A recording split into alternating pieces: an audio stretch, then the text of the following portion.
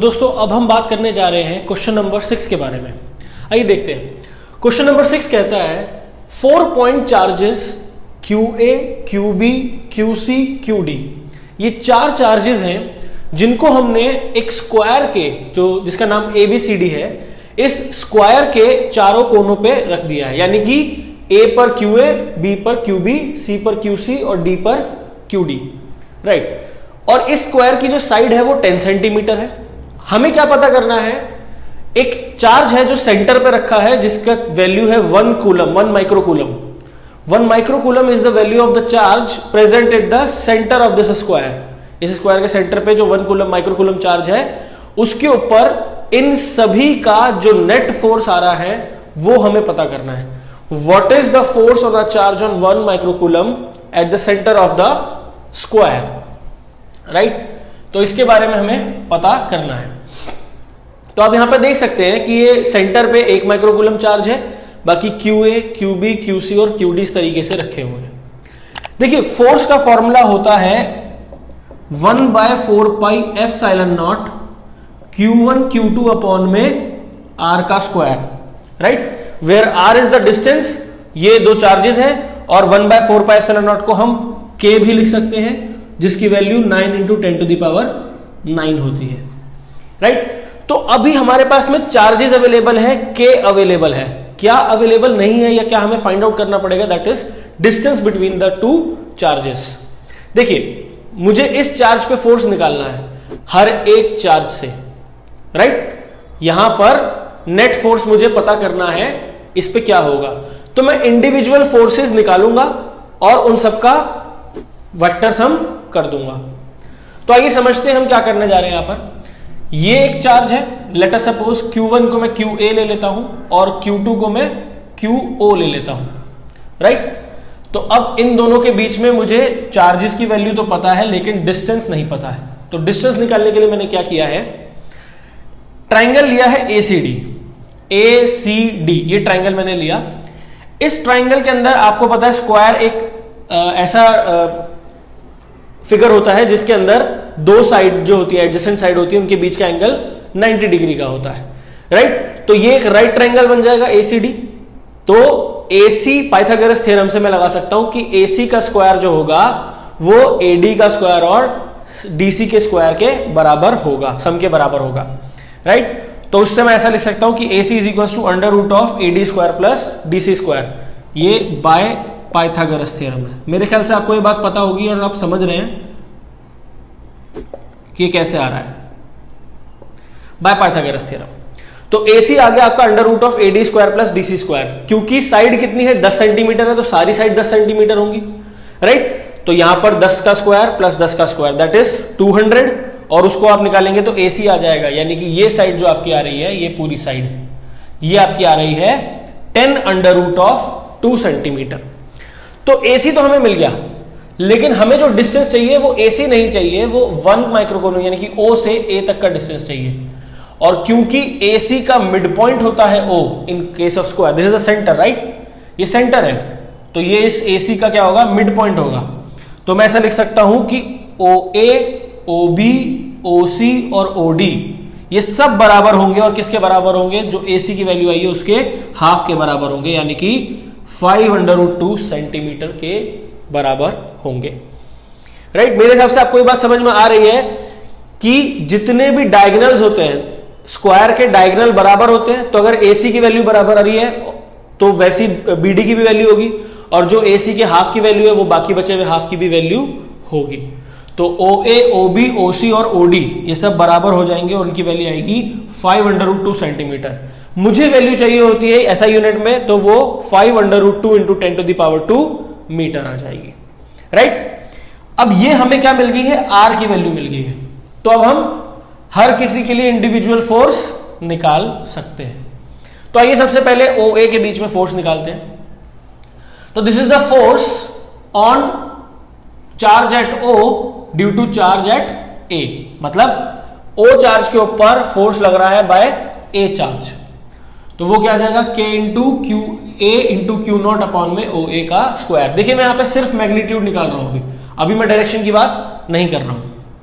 तो values put करेंगे, k की वैल्यू होती है 9 × 10⁹, क्यू ए की वैल्यू हमें पता है, यहां पर लिखी है 2 माइक्रोकूलम। 2 माइक्रोकूलम का मतलब होता है 2 × 10⁻⁻6 कूलम। माइक्रो मतलब 10⁻⁻6, राइट। अब क्यू नॉट की वैल्यू यहां पर दे रखी है, Q not is the charge at centre, और वो कितना है 1 × 10⁻⁻6 कूलम। यहां पर 1 माइक्रोकूलम लिखा है, मतलब 1 × 10⁻⁻6 कूलम। उसके नीचे आना चाहिए आपका डिस्टेंस का स्क्वायर। अभी हमने डिस्टेंस क्या निकाला 5√2 × 10⁻⁻2 मीटर्स। तो हम क्या करेंगे, इसको यहां पर पुट कर देंगे और उसका स्क्वायर करेंगे। स्क्वायर करने पे हमें क्या मिलता है 25 × 2, 5 का स्क्वायर 25, √2 का स्क्वायर 2 और 10⁻⁻2 का स्क्वायर 10⁻⁻4।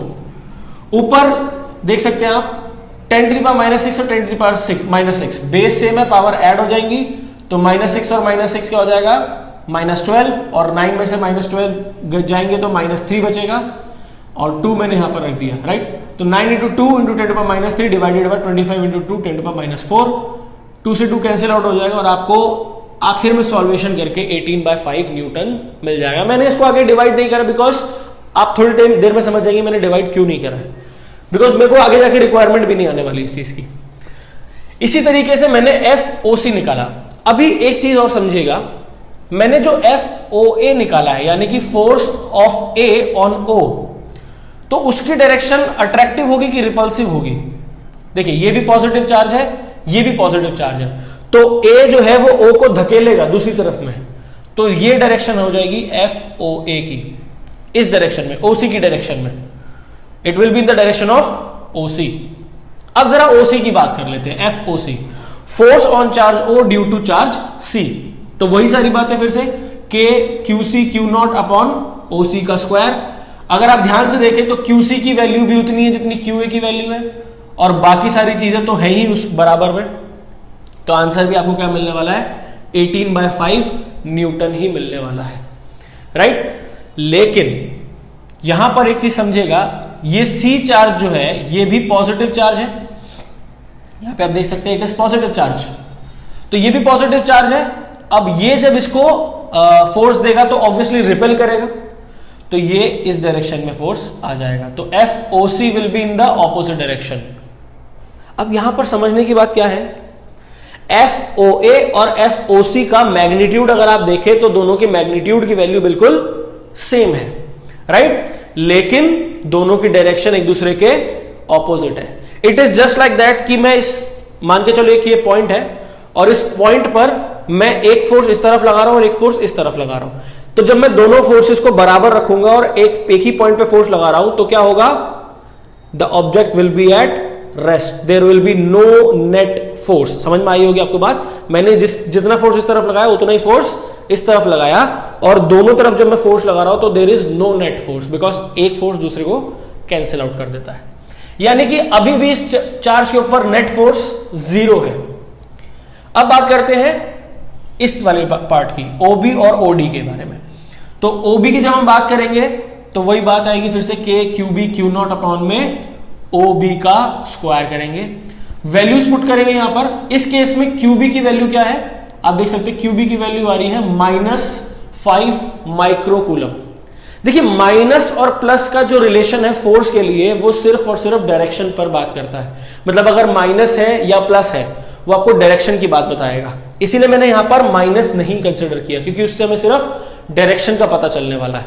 हम यहां पर मैग्नीट्यूड की बात कर रहे हैं, डायरेक्शन की बात नहीं कर रहे, that is why I have not included this negative sign, right. तो 5 माइक्रोकूलम मान के चलते फिलहाल, तो 5 माइक्रोकूलम में 5 × 10⁻⁶।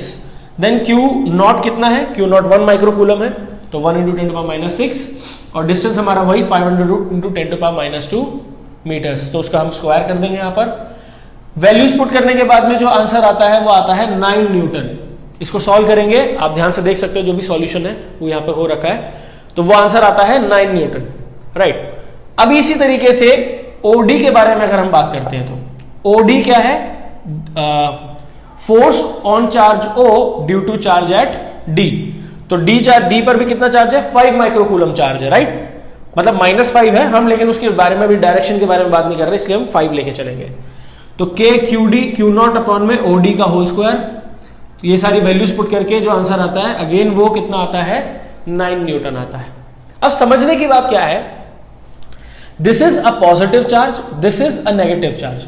नेगेटिव चार्ज पॉजिटिव चार्ज को अपनी तरफ अट्रैक्ट करेगा, तो this will be the force OB, direction of force OB will be in the direction of O to B। O से B की तरफ जो डायरेक्शन है, OB की जो डायरेक्शन है वही आपकी FOB की भी डायरेक्शन है। ऐसे ही FOD की डायरेक्शन भी वही है जो FOD की डायरेक्शन भी वही है जो OD की डायरेक्शन है, मतलब O से D की तरफ जो डायरेक्शन है वही FOD की भी डायरेक्शन है।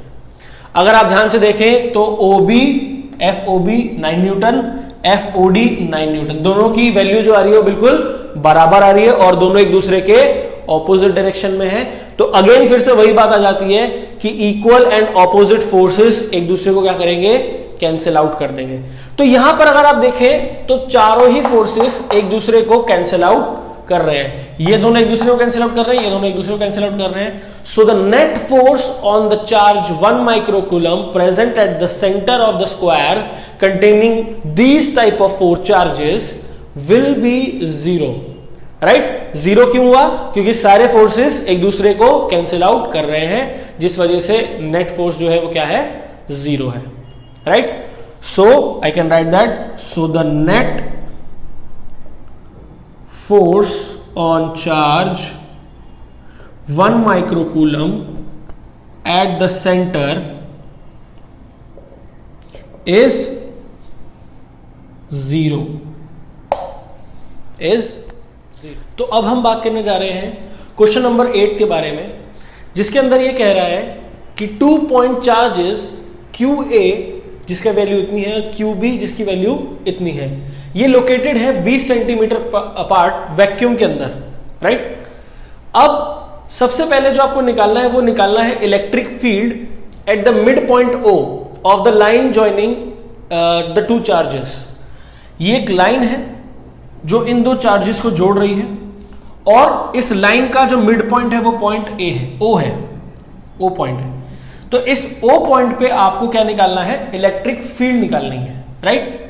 उसके बाद में ये कह रहा है कि if a negative test charge of magnitude 1.5 into 10 to the power -9 coulomb is placed at that point, what is the force experienced by the test charge.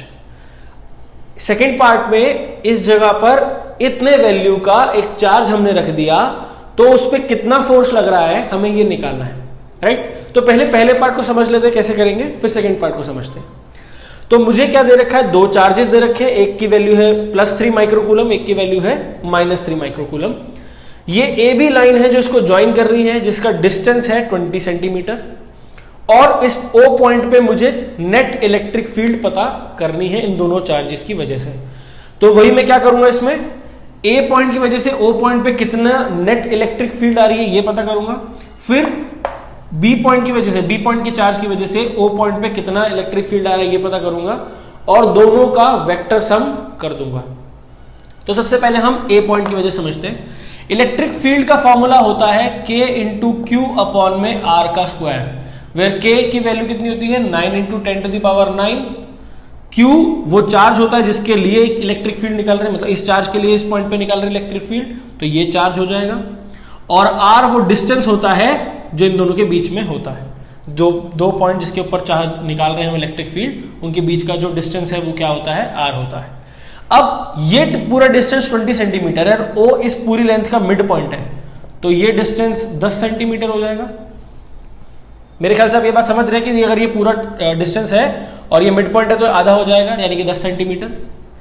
तो हमारे पास K है, Q है और R है, तो हम इलेक्ट्रिक फील्ड निकालते हैं। देखिए OA और OB, OA और OB ये 10 सेंटीमीटर के हो जाएंगे, यानी कि 10 to the power -1 मीटर। अब इलेक्ट्रिक फील्ड 1 जो है वो कौन सी इलेक्ट्रिक फील्ड है, जो A की वजह से आ रही है O पे, राइट। तो वो क्या आएगी, K QA अपॉन में OA का स्क्वायर। अब यहां पे समझिएगा बात को, मैंने जब आपको इलेक्ट्रिक फील्ड का टॉपिक पढ़ाया था तो उसमें बात बोली थी कि जब भी किसी पॉइंट पे मुझे किसी पॉइंट चार्ज की वजह से इलेक्ट्रिक फील्ड निकालनी होगी तो मैं यहां पर एक पॉजिटिव यूनिट चार्ज एज्यूम करूंगा, और उस पर इलेक्ट्रिक फील्ड निकालूंगा, राइट। तो इसीलिए यहां पर आप क्या देख रहे हो कि ये वैल्यू आ रही है के क्यू अपॉन में ओ ए का स्क्वायर। अगर ये पॉजिटिव चार्ज और ये भी पॉजिटिव चार्ज है, मैंने बोला पॉजिटिव यूनिट चार्ज को एज्यूम करना है हमने, तो ये भी पॉजिटिव है और ये भी पॉजिटिव होगा। तो इस वजह से जो इलेक्ट्रिक फील्ड आएगी वो उस डायरेक्शन में आएगी जिस डायरेक्शन में ये चार्ज इस पे फोर्स लगाएगा।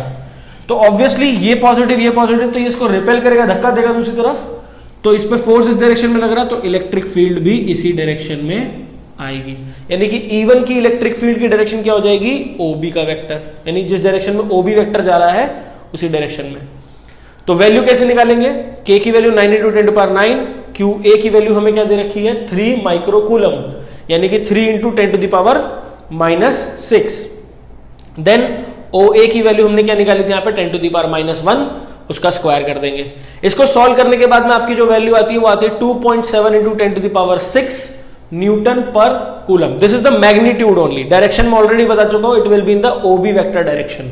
तो ये मैंने सिर्फ मैग्नीट्यूड बताया आपको कि मैग्नीट्यूड जो आएगा E1 का वो कितना आ रहा है 2.7 × 10⁻6 न्यूटन कूलम। अब हम electric field due to B point की बात करते हैं। तो B पॉइंट की वजह से जो इलेक्ट्रिक फील्ड आएगी उसकी भी वैल्यू कैसे लिखेंगे हम, KQ अपॉन में R का स्क्वायर, यानी इस केस में क्या हो जाएगा KQB अपॉन में OB का स्क्वायर, राइट, क्योंकि डिस्टेंस दोनों के बीच का क्या है OB है। लेकिन अब इस डायरेक्शन इस पॉइंट पर जो चार्ज दे रखा है वो -3 माइक्रोकूलम दे रखा है, -3 माइक्रोकूलम। तो हमने क्या बात करी थी, किसी पॉइंट पे अगर इलेक्ट्रिक फील्ड निकालनी है किसी चार्ज की वजह से तो उस पे पॉजिटिव यूनिट चार्ज एज्यूम करना है। तो positive unit charge negative charge के थ्रू क्या होगा, अट्रैक्ट होगा। मतलब अगर यहां पॉजिटिव नेगेटिव चार्ज रखा है और यहां पर पॉजिटिव रखा है तो ये इसको अपनी तरफ अट्रैक्ट करेगा। तो इस केस में फोर्स इस तरफ लगेगा क्योंकि ये चार्ज इसको अट्रैक्ट कर रहा है, तो इसी तरफ आपकी इलेक्ट्रिक फील्ड 2 भी आएगी। जिस डायरेक्शन में फोर्स रहता है उसी डायरेक्शन में आपकी इलेक्ट्रिक फील्ड की डायरेक्शन होती है, तो इस तरफ ही डायरेक्शन रहेगी। यानी कि E2 का वेक्टर जो आ रहा है वो भी किस डायरेक्शन में आ रहा है, OB डायरेक्शन में आ रहा है। तो वैल्यू कैसे निकलेगी 9 × 10⁻9, 3 × 10⁻6 10⁻1 का होल स्क्वायर। अगर आप इसको ध्यान से देखें और इसको ध्यान से देखें, दोनों की वैल्यू सारी सेम है, तो आंसर भी सेम आएगा 2.7 × 10⁻6 न्यूटन पर कूलम। E2 और E1 मैग्नीट्यूड की टर्म्स में आ गए, डायरेक्शन मुझे पता है दोनों की एक ही डायरेक्शन है, बिल्कुल सेम डायरेक्शन है। यानी कि इस सेंटर पे, इस मिड पॉइंट पर जो भी इलेक्ट्रिक फील्ड है वो दोनों एक ही डायरेक्शन में। तो टोटल इलेक्ट्रिक फील्ड कैसे निकलेगी, दोनों का सम कर देंगे, दोनों का सम कर देंगे। तो 2.7 × 10⁻, इसको ऐसे रख लीजिए 10⁻6, 2.7 + 2.7 × 10⁻6 को जब हम ऐड ऑन करते तो जाता है 5.4 × 10⁻6 न्यूटन पर कूलम, और डायरेक्शन क्या रहेगी, OB डायरेक्शन की तरफ अलाइंड रहेगा ये, राइट। तो यहां पर हमको ये नेट इलेक्ट्रिक फील्ड मिल चुकी है जो इस O पॉइंट पे एक्ट कर रही है। तो हमारा पहला क्वेश्चन का आंसर आ गया है, A पार्ट खत्म। अभी B पार्ट की बात करते हैं। If a negative test charge of magnitude 1.5 × 10⁻⁹ coulomb. अब यहां पर जो टेस्ट चार्ज है वो नेगेटिव है, ये चीज ध्यान देने वाली बात है कि जो टेस्ट चार्ज है वो नेगेटिव है और उसकी वैल्यू है इतनी। तो जिस भी पॉइंट पर अगर मुझे फोर्स निकालना है और मुझे यह पता है कि वहां पर इलेक्ट्रिक फील्ड कितनी है, तो मैं इस फॉर्मूले का इस्तेमाल कर सकता हूं। भाई हमको पता है कि जो इलेक्ट्रिक फील्ड होती है वो फोर्स अपॉन में चार्ज होता है, हमको ये बात पता है। मैंने आपको जब ये इलेक्ट्रिक फील्ड का कॉन्सेप्ट समझाया था तब मैंने आपको ये बात बताई थी कि electric field intensity can be determined by force per unit charge, और उसकी वजह से मैं ऐसा लिख सकता हूं कि force is equal to charge into electric field. इसी फॉर्मूले को मैंने यहां पर इस्तेमाल किया है और मैंने यहां पर सिर्फ मैग्नीट्यूड ली है। उसका रीजन अभी मैं आपको समझाऊंगा। चार्ज माइनस में है लेकिन मैं यहां पर सिर्फ मैग्नीट्यूड कंसिडर कर रहा हूं, तो यहां पर इसीलिए मैं नेगेटिव चार्ज को कंसिडर नहीं करूंगा। तो मैंने Q की वैल्यू पुट करी 1.5 × 10⁻⁹ और इलेक्ट्रिक फील्ड की वैल्यू पुट करी 5.4 × 10⁻6, जिसको सॉल्व करने के बाद में आंसर आता है 8.1 × 10⁻³ न्यूटन। ये आपका फोर्स का मैग्नीट्यूड आ चुका है, लेकिन अभी हमें डायरेक्शन को समझना भी जरूरी है। बात समझिएगा ध्यान से, इलेक्ट्रिक फील्ड इस डायरेक्शन में जा रहा है लेकिन चार्ज नेगेटिव है, इलेक्ट्रिक फील्ड की डायरेक्शन क्या होती है? इलेक्ट्रिक फील्ड की डायरेक्शन होती है positive to negative, right? This will be the direction of electric field. लेकिन अगर मैं उसमें एक नेगेटिव चार्ज रख दूं तो वो किस तरफ अट्रैक्ट होगा? पॉजिटिव की तरफ अट्रैक्ट होगा, यानी कि उसके ऊपर जो फोर्स लग रहा होगा वो पॉजिटिव की तरफ जा रहा होगा, नेगेटिव की तरफ तो नहीं जाएगा, राइट? तो इसी वजह से यहां पर भी जब मैं O पॉइंट पर एक नेगेटिव चार्ज रख दूंगा, यहां पर मैं एक नेगेटिव चार्ज रख दूंगा, तो वो भी किस डायरेक्शन में जाएगा? OA की डायरेक्शन में जाएगा। यानी कि the force on this point, this charge present at O point, that is 1.5 × 10⁻⁹ coulomb, ये किस डायरेक्शन में जाएगा? अलोंग OA जाएगा, that is opposite to the electric field. देख सकते हैं हम यहां पे इलेक्ट्रिक फील्ड इस डायरेक्शन में जा रही है, लेकिन नेगेटिव चार्ज ऑपोजिट डायरेक्शन में जा रहा है, राइट? तो इसी वजह से यहां पर ये जो फोर्स है ये किस डायरेक्शन में जा रहा है? OA की डायरेक्शन में जा रहा है, जबकि इलेक्ट्रिक फील्ड किस डायरेक्शन में थी? OB की डायरेक्शन में थी, राइट? तो ये चीज आप बिल्कुल ध्यान से लिखिएगा, क्योंकि डायरेक्शंस ही गलत हो जाती हैं कई बार लिखने में। अगर आपकी डायरेक्शन सही नहीं आ रही है तो आपका आंसर सही आने के चांसेस बहुत कम होते हैं। तो डायरेक्शंस को बहुत ध्यान से देखिएगा कि किस डायरेक्शन में अट्रैक्शन हो रहा है, किस डायरेक्शन में रिपल्शन हो रहा है, और कौन सा चार्ज इलेक्ट्रिक फील्ड में मौजूद है। अगर पॉजिटिव चार्ज मौजूद है तो इलेक्ट्रिक फील्ड की डायरेक्शन में जाएगा, नेगेटिव चार्ज मौजूद है तो इलेक्ट्रिक फील्ड की ऑपोजिट डायरेक्शन में जाएगा। तो अब हम देखने जा रहे हैं क्वेश्चन नंबर 9, जिसके अंदर ये कहना चाह रहे हैं कि एक सिस्टम है जिसके अंदर दो चार्जेस है QA एंड QB, दोनों का मैग्नीट्यूड सेम है, लेकिन एक पॉजिटिव है दूसरा नेगेटिव है, और ये इन दो पॉइंट्स पर लोकेटेड है। A पॉइंट पर QA चार्ज मौजूद है और B पॉइंट पर QB चार्ज है, और आपको पता क्या करना है कि टोटल चार्ज इस सिस्टम का क्या बनेगा और डाइपोल मोमेंट क्या होगी इस पूरे सिस्टम की। अगर आप ध्यान से देखें तो डाइपोल जो होता था उसके अंदर हमने क्या बात करी थी? एक डाइपोल क्या होता था जिसके अंदर एक -Q और एक +Q चार्ज होता था विद द सेम मैग्नीट्यूड, और वो कुछ डिस्टेंस से सेपरेट होता था, राइट? अगर आपको याद हो तो यहां पर भी कुछ ऐसा सही सिस्टम देखने को मिल रहा है कि QA positive charge, QB negative charge, इन दोनों की वैल्यू सेम है। तो ये एक डाइपोल का सिस्टम बना रहे हैं, राइट? अब हमें सबसे पहले जो इसमें पता करना है वो क्या पता करना है कि टोटल चार्ज क्या है एक सिस्टम का। तो टोटल चार्ज कैसे पता चलता है? जितने भी टाइप ऑफ चार्जेस दे रखे हैं उन सबका सम कर दीजिए, अलजेब्रिक सम कर दीजिए। तो QA की वैल्यू है 2.5 × 10⁻⁷, और QB माइनस में है तो प्लस यहां पर था ऑलरेडी, माइनस का ये हो गया, लाइक इसको आप ऐसे लिख सकते हैं प्लस माइनस, तो प्लस माइनस अगेन आपको माइनस ही मिलेगा, राइट? तो यहां पर ये दोनों सेम मैग्नीट्यूड के हैं, माइनस हो रहे हैं, तो आंसर क्या आ जाएगा? 0। ये भी हमने एक बार देखा था डाइपोल के अंदर जब हमने बात की थी कि जो सिस्टम डाइपोल का बनेगा उसका नेट चार्ज जो होगा वो क्या होगा? 0 होगा, लेकिन इसकी वजह से कुछ ना कुछ डाइपोल मोमेंट जरूर बनेगी। तो आइए देखते हैं डाइपोल मोमेंट कितनी बन रही है। देखिए ध्यान से समझिएगा, अगर ये x एक्सिस है, ये y एक्सिस है, और z एक्सिस बाहर की तरफ में आ रहा है, क्योंकि मैं बोर्ड पे 3D नहीं बना सकता हूं तो मैंने इसको इस डायरेक्शन में दिखा रखा है, राइट? लेकिन आप ये मान के चलेंगे कि ये ऐसे z बाहर की तरफ आ रहा है और ये जो -z है ये अंदर की तरफ इस तरीके से जा रहा है, राइट? तो बाहर की तरफ जो आ रहा है उसमें मान के चलते एक पॉइंट है जिसमें x भी 0, y भी 0 और z की बेसिकली वैल्यू आ रही है, वो कितनी है? 15।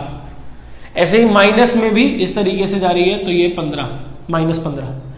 तो ये ओरिजिन से -15 इधर और ओरिजिन से 15 इधर, तो टोटल डिस्टेंस कितना हो गया? 15 और ये 15, टोटल कितना हो गया? 30, राइट? तो the distance between the two charges is 30 centimetre, यानी कि 2a की वैल्यू कितनी हो गई? 30 सेंटीमीटर हो गई, राइट? डाइपोल मोमेंट का फॉर्मूला क्या था? P = Q × 2a। Q हमको पता है कितना है? 2.5 × 10⁻⁷, और 2a हमने क्या निकाला अभी? 30 सेंटीमीटर। 30 सेंटीमीटर को मैं कैसे लिख सकता हूं? 30 × 10⁻⁻²। तो मैग्नीट्यूड क्या आ जाएगा डाइपोल मोमेंट का? 2.5 × 30 दैट इज 75, और ये ऊपर आ जाएगा 10⁻⁹, और ये पॉइंट एक आपके शिफ्ट कर देंगे तो इस तरीके की आपकी वैल्यू आ जाएगी। ये आप कैलकुलेट खुद भी कर सकते हैं, ये वैल्यू आएगी डाइपोल मोमेंट की मैग्नीट्यूड की टर्म्स में। अब आपको याद होगा कि डायपोल मोमेंट के केस में मैंने आपको क्या बताया था कि डायपोल मोमेंट की डायरेक्शन इलेक्ट्रिक फील्ड की डायरेक्शन के टोटली ऑपोजिट रहती है, राइट। तो इलेक्ट्रिक फील्ड की डायरेक्शन होती है पॉजिटिव टू नेगेटिव, लेकिन डायपोल मोमेंट की डायरेक्शन होती है नेगेटिव टू पॉजिटिव। तो नेगेटिव चार्ज कहां पर मौजूद है, ध्यान दीजिएगा, ए पॉजिटिव चार्ज है और बी नेगेटिव चार्ज है। तो नेगेटिव चार्ज यहां मौजूद है और पॉजिटिव चार्ज यहां पर मौजूद है। तो पीस बी से ए की तरफ यानी कि नेगेटिव जेड डायरेक्शन की तरफ आपकी डायपोल मोमेंट की डायरेक्शन रहेगी। इसीलिए यहां पर क्या लिखा गया, dipole moment is equals to this along negative Z direction, along negative Z direction, क्योंकि बी टू ए यानी कि नेगेटिव टू पॉजिटिव डायरेक्शन रहती है डायपोल मोमेंट की। तो इस केस के हिसाब से वो क्या आएगी, along negative Z direction, right. तो अब हम देखने जा रहे हैं क्वेश्चन नंबर 12, जिसके अंदर हमें क्या दिया हुआ है कि दो स्फीयर्स हैं ए और बी और दोनों 50 सेंटीमीटर के डिस्टेंस पे मौजूद हैं। इनके बीच में force, electrostatic force of repulsion हमें निकालना है और इनके ऊपर जो चार्ज मौजूद है वो बराबर चार्ज मौजूद है 6.5 × 10⁻⁷ कूलम। अब उसके बाद में यह माना गया है कि the radii of A and B are negligible compare to the distance of separation. इस बात का क्या मतलब है, देखिए समझिएगा बात को। अगर स्फीयर काफी बड़े हैं और उनके सेंटर के बीच का जो डिस्टेंस है वो हमें दिया गया है, तो बड़े स्फीयर होने की वजह से उनका जो रेडियाई है वो भी इसके अंदर काउंट होगा, राइट। लेकिन जब ऐसा नहीं है, जैसा कि इसमें कहा गया है कि रेडियाई इंक्लूड नहीं है, तो हम ये मान के चल सकते हैं कि जो स्फीयर है वो बहुत छोटे छोटे हैं, जिनका रेडियाई का जो डिस्टेंस है वो इन दोनों स्फीयर के बीच के डिस्टेंस से के कंपैरिजन में नेग्लिजिबल है, राइट। अब समझिएगा, एक चार्ज QA है, एक चार्ज QB है, दोनों के बीच में 50 सेंटीमीटर का डिस्टेंस मौजूद है। हमें इन दोनों के बीच में इलेक्ट्रोस्टैटिक फोर्स ऑफ रिपल्शन निकालना है। ये बहुत आसान क्वेश्चन है। आपको फोर्स ऑफ रिपल्शन का फॉर्मूला पता है, फोर्स का फॉर्मूला पता है K Q1 Q2 अपॉन में R²। इस केस में Q1 QA हो जाएगा और Q2 QB हो जाएगा। दोनों की वैल्यू क्योंकि सेम है तो मल्टीप्लीकेशन के बाद में वो स्क्वायर होगा और नीचे डिस्टेंस का स्क्वायर होगा। 50 सेंटीमीटर को हम लिख सकते हैं 50 × 10⁻⁻² या फिर 5 × 10⁻⁻1 मीटर्स, राइट। तो इसीलिए मैंने इसको यहां पर मीटर की फॉर्म में लिखा 5 × 10⁻⁻1। इसको जब आप सॉल्व करेंगे तो आंसर आएगा 1.52 × 10⁻² न्यूटन। ये एक रिपल्सिव फोर्स होगा, जैसा कि इसमें खुद बोला गया है कि what is the mutual force of electrostatic repulsion, क्योंकि दोनों पॉजिटिव चार्ज है, दोनों एक दूसरे को रिपेल करेंगे। So this is the repulsive force. अब सवाल इसके आगे वाले पार्ट में, बी पार्ट में क्या है, बी पार्ट में वो ये कह रहा है कि what is the force of repulsion if each sphere is charge double the above amount. जितना यहां पे आपको ये चार्ज दिया था, इस दूसरे केस में जो चार्ज है वो डबल हो चुका है दोनों पर, यानी कि QA का चार्ज भी ट्वाइस ऑफ QA हो गया और QB का चार्ज भी ट्वाइस ऑफ QB हो गया। फिर and the distance between them is half. मैंने जो इनके बीच का डिस्टेंस है, यानी कि जो R डिस्टेंस था, उसको नया डिस्टेंस ले लिया मैंने इस केस में R' जो है वो पिछले वाले केस का हाफ हो गया। यहां पे R था 50 सेंटीमीटर, लेकिन यहां पर आपका नया वाला जो डिस्टेंस है वो कितना है, इसका हाफ है, राइट। तो मैंने QA और QB को एक माना charge, QA is equals to QB is equals to Q। इस केस के लिए मान लेते हैं। तो नए केस के हिसाब से जो Q' होगा वो इस Q का डबल हो जाएगा, जैसा कि यहां पर कहा गया है। यहां पर यही कहा गया है इस केस में कि जो स्फीयर के ऊपर चार्ज है वो double the amount of above है, यानी कि इस चार्ज के डबल है। इस चार्ज को इस केस के लिए मैंने Q मान लिया, तो इस केस के लिए वो क्या हो जाएगा, ट्वाइस ऑफ Q, राइट। तो F' क्या हो जाएगा, K Q' का स्क्वायर, क्योंकि दोनों चार्जेस सेम है, राइट, बस ट्वाइस हो गए हैं लेकिन सेम है। तो Q' का स्क्वायर, जैसे कि आपने यहां पे देखा था स्क्वायर हुआ था यहां पर, राइट। अब Q' में मैं ये वैल्यू पुट करूंगा अगर, तो क्या हो जाएगा, ट्वाइस ऑफ Q, और R' में अगर मैं ये वैल्यू पुट करूंगा हाफ ऑफ R, तो ये हो जाएगा इस तरीके से। स्क्वायर करेंगे 4 आ जाएगा बाहर की तरफ, इसका 2 का स्क्वायर हो जाएगा 4 और 1/2 का स्क्वायर हो जाएगा 1/4, राइट। ये 4 ऊपर की तरफ जाएगा तो 16 × K Q² अपॉन में R² आएगा। अगर आप ध्यान दें तो k क्यू स्क्वायर अपॉन में आर स्क्वायर इसी फॉर्मूले का मतलब बन रहा है। क्यू ए क्यू बी को मैंने क्यू ले लिया तो Q into Q Q square हो जाएगा और नीचे आर स्क्वायर, तो k Q square upon R square. तो मैं यहां पर इस k Q square upon R square की जगह पर इसी फोर्स की वैल्यू पुट कर सकता हूं, दैट इज नया फोर्स जो आ रहा है वो 16 टाइम्स हो जाएगा पुराने वाले फोर्स के, यानी कि इस वैल्यू के 16 टाइम्स हो जाएगा, राइट। तो मैंने कुछ नहीं किया, मैंने इसको 16 को इस वैल्यू से मल्टीप्लाई करा और ये मेरा नया फोर्स आ गया। तो चार्जेस को डबल करके डिस्टेंस को हाफ करने पर जो नया फोर्स है वो पुराने वाले सिचुएशन के फोर्स के से 16 टाइम्स ज्यादा हो जाएगा। क्योंकि इसमें चार्ज भी डबल हो गया और डिस्टेंस भी आधा हो गया, इसीलिए 16 गुना फोर्स बढ़ जाएगा। इसीलिए मॉलिक्यूल्स जितने पास आते चले जाएंगे उनके बीच का इलेक्ट्रोस्टैटिक फोर्स और बढ़ता चला जाता है, राइट। तो this is the new force for the second.